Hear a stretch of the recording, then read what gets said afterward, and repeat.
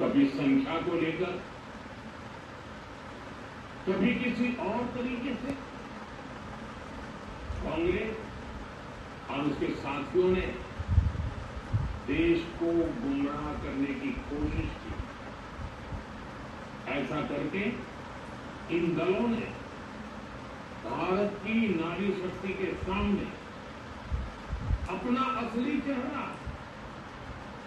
सामने ला दिया है, अपना मुखौटा उतार दिया है। साथियों, मुझे व्यक्तिगत तौर पर आशा थी कि कांग्रेस अपनी दशकों पुरानी गलती सुधारेगी, कांग्रेस अपने पापों का प्रायश्चित करेगी।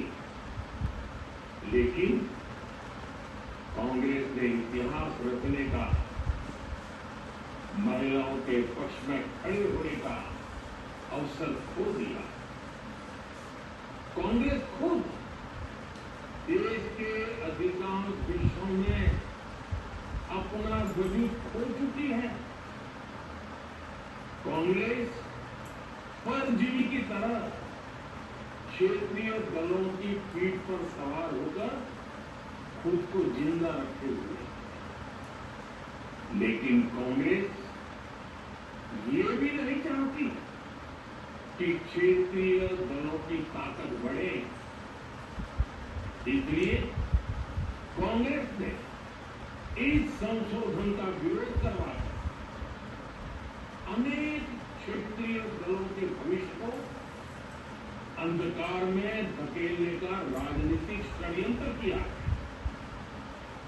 साथियों, Congress, Samajwadi party, DMK, TMC और दूसरी पार्टी इतने वर्षों से हर बार वही बहाने, वही कुतर्क गढ़ते आए हैं, बनाते आए हैं।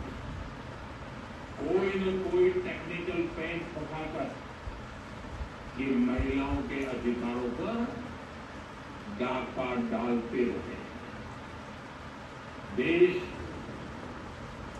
राजनीति का ये बदला पैटर्न बराबर समझ चुका है और उसके पीछे की वजह भी जान चुका है।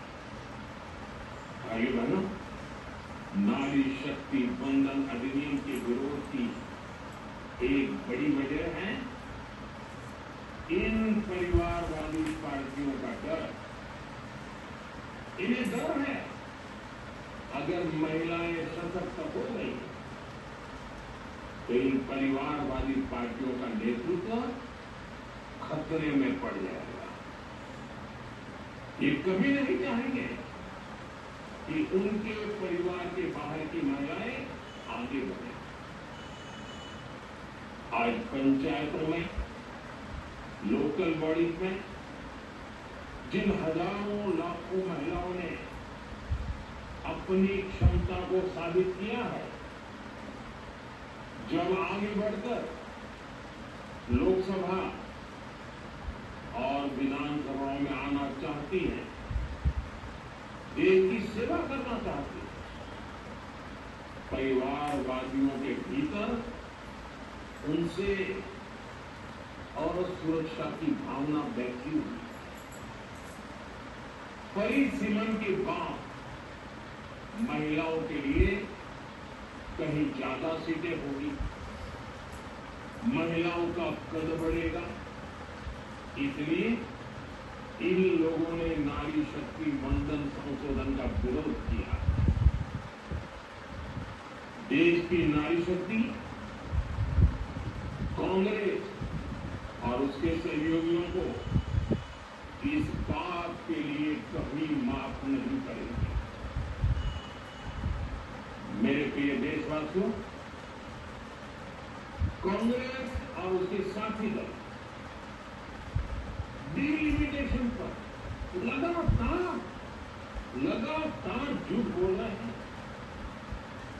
ये इस बहाने विभाजन की आंख को सुलगाना चाहते हैं। क्योंकि बांटो और राज करो, कांग्रेस ये पॉलिटिक्स अंग्रेजों से विरासत में सीख कर आई है और कांग्रेस आज भी उसी के सहारे चल रही है। कांग्रेस ने हमेशा देश में दरार पैदा करने वाली भावनाओं को हवा दी। इसलिए ये झूठ फैलाया गया कि डीलिमिटेशन यानी परिसीमन से कुछ राज्यों को नुकसान होगा,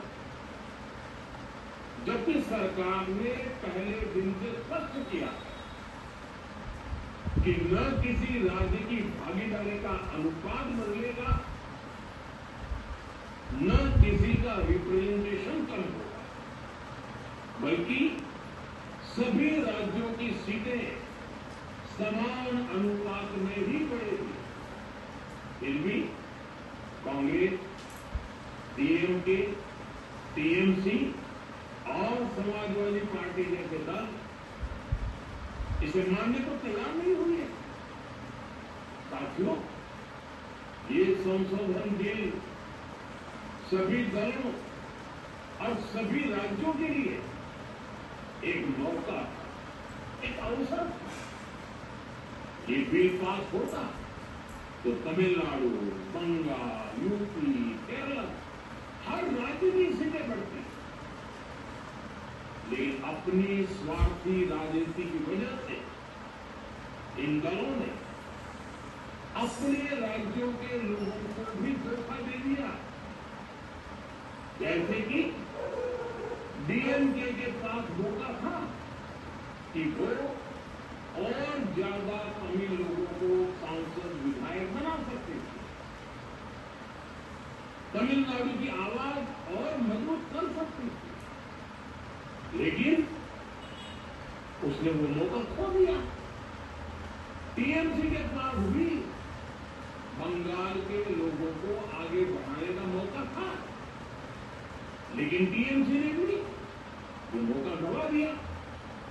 समाजवादी पार्टी के पास भी मौका था कि वो महिला विरोधी छवि होने के दाग को कुछ कम कर सके, लेकिन सपा भी इसमें चूक गई। समाजवादी पार्टी लोहिया जी को तो पहले ही भूल चुकी है। सपा ने नारी शक्ति बंधन संशोधन का विरोध करके लोहिया जी के सारे सपनों को पैरों तले रौंद दिया। सपा महिला आरक्षण विरोधी है। ये यूपी की और देश की महिलाएं कभी नहीं भूलेंगी। साथियों, महिलाओं के आरक्षण का विरोध करके कांग्रेस ने फिर एक बात सिद्ध कर दी। कांग्रेस एक एंटी रिफॉर्म पार्टी है। 21वीं सदी के विकसित भारत के लिए जो भी निर्णय, जो भी रिफॉर्म जरूरी है, जो भी निर्णय देश ले रहा, कांग्रेस उन सब का विरोध करती है, उसे खारिज कर देती है। उस काम के अंदर खलल डालती है। यही कांग्रेस का इतिहास है और यही कांग्रेस की नेगेटिव पॉलिटिक्स है। साथियों, ये वही कांग्रेस है जिसने जनधन, आधार, मोबाइल की स्त्री शक्ति का विरोध किया। कांग्रेस ने डिजिटल पेमेंट्स का विरोध किया। कांग्रेस ने जीएसटी का विरोध किया। कांग्रेस ने सामान्य वर्ग के गरीबों को आरक्षण का विरोध किया। कांग्रेस ने ट्रिपल तलाक के विरुद्ध कानून का विरोध किया। कांग्रेस ने आर्टिकल 370 हटाने का विरोध